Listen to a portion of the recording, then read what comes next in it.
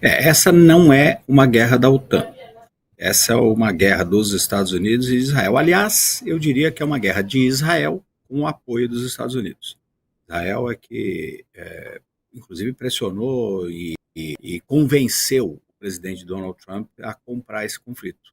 Essa guerra já vinha sendo planejada há algum tempo. Israel, há bastante tempo, vinha monitorando os passos do regime.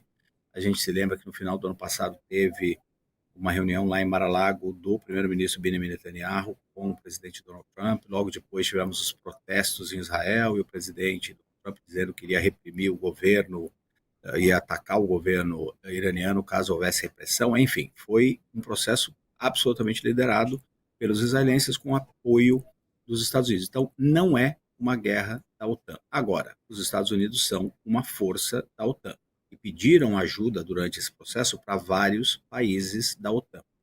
O primeiro passo disso foi uma negativa dos principais países europeus. O Reino Unido, aqui onde eu estou, por exemplo, se recusou a deixar que os Estados Unidos utilizassem uma base em Diego Garcia, numa ilha no Oceano Índico, que era fundamental do ponto de vista estratégico para os ataques americanos. Qual era a alegação do Reino Unido?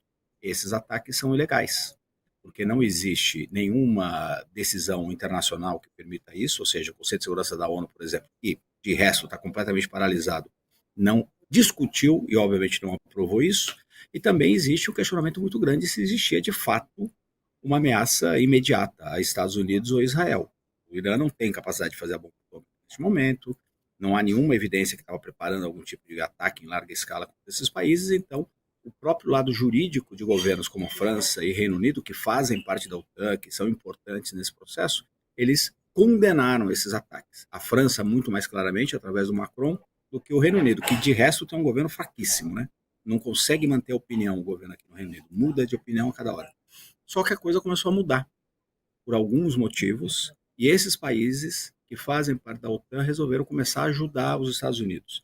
Por exemplo, o uso de bases aéreas na França e aqui no Reino Unido para efeito logístico. O Reino Unido liberou também o uso de Diego Garcia, essa ilha no Oceano Índico, por alguns motivos.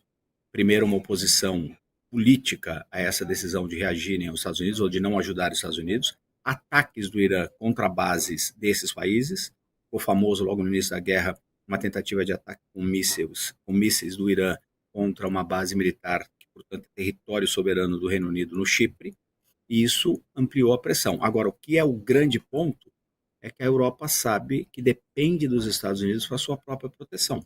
Então não quer a Europa completamente, pelo menos França, Reino Unido, etc., não querem dar desculpa para o presidente Donald Trump a não defender a Europa se for necessário isso no futuro. Então, muito timidamente, muito devagar, esses países estão começando a dar alguma ajuda para os americanos, com uma exceção. A Espanha, que também faz parte da OTAN, faz parte da União Europeia, tem um governo de esquerda que, neste momento, diz que continua criticando os Estados Unidos e não ajudando os Estados Unidos. Então, a gente vê uma divisão na OTAN. Mas é importante, não se trata de uma guerra da OTAN. Houve uma discussão quando o Irã teria disparado um míssil que foi abatido sobre o território da Turquia, que é parte da OTAN, segundo maior exército de toda a OTAN, depois só dos Estados Unidos, se a Turquia convocaria eventualmente toda a OTAN para defender o seu território.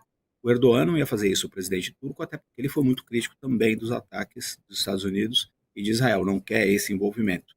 Mas não é uma guerra da OTAN e a gente está vendo cisões dentro da OTAN. Os europeus estão relutantemente começando a ajudar os Estados Unidos por causa dos seus próprios interesses.